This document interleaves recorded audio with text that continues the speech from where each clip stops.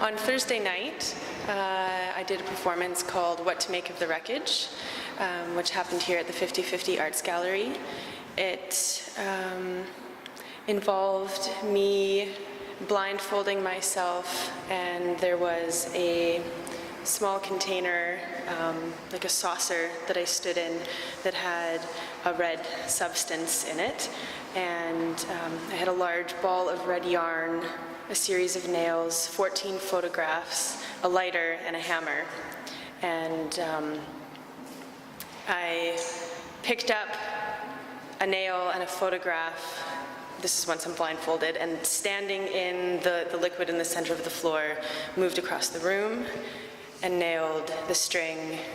Well, first I lit a photograph on fire. Then I nailed the string and the photograph to the wall, and then went back to grab more nails and put 6 more nails in different parts of the room, creating a web, essentially, with the string. I guess the performance went for about 2 hours. I really find that when I perform, I don't have a sense of the time, but had intended to go through all of the photographs, but my work,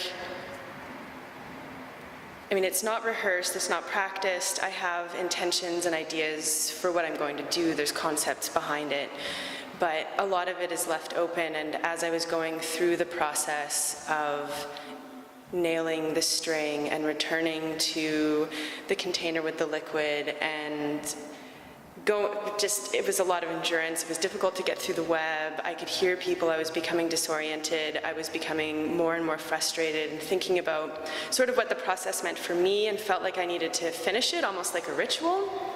But sort of, I realized as I was doing it too that I could just end this at any time, and I could stop and finish it. It was an interesting, powerful, kind of personal, insightful moment, but I think also for a more general symbolism, it was interesting to arrive at that, and so ended up just kind of throwing the hammer down and ended the performance, and so that finished it up. And in the 50/50 gallery for the next week, there will be photographs taken by Karis Vroom. She used black and white film camera and documented the entire performance. And I mean, the documentation kind of becomes a work in itself. It's separate from the performance. There's also an installation that will be left up in the gallery for a week. And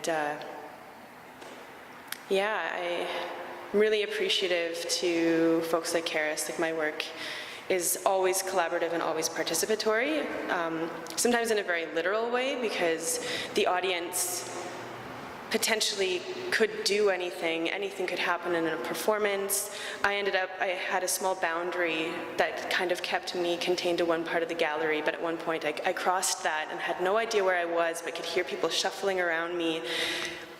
And it was one of those opportunities where people really could have directly engaged, but they kind of shuffled back and had that whole sort of like, the artwork is separate, which was kind of an interesting interaction in itself. But so my work is participatory in a direct way, but also requires a lot of help from different people, from discussing the concepts and making decisions about the materials that I choose, to actually helping me test my materials and do the documentation. So the concepts behind the work are, like, I have my own personal connections with all the work that I do and my own personal meanings, and I try and walk a line in sharing sort of those personal connections I have when people ask, because I'm interested in discussions about what meanings the work takes on, because it's happening right before people, so it's quite fluid. But I also never want to say this is what the work is about, period, and have it be that, because I think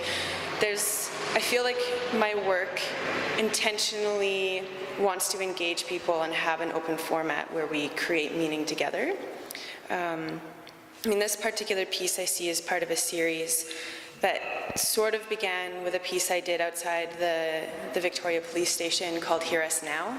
And it was inspired by an article that a friend of mine wrote about the missing women in Vancouver, as well as the Highway of Tears, and I essentially had 2 cassette decks and was screaming outside the police station, recording it back and forth. That was followed up with a performance I did at the Slide Room Gallery that involved video projection and doing marks on my body with really loud music.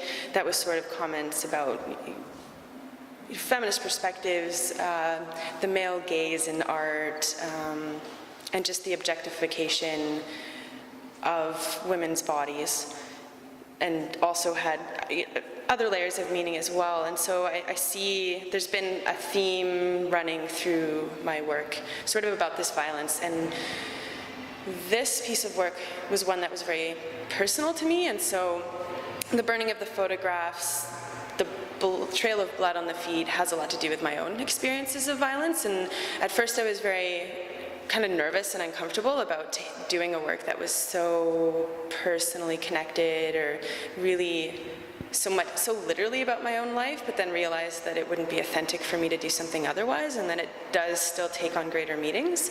But it really felt like part of it too was being able to sort of end this series and maybe find like a greater humor in my work or take my work in a new direction. So yeah, that sums up a little bit of what this piece was about.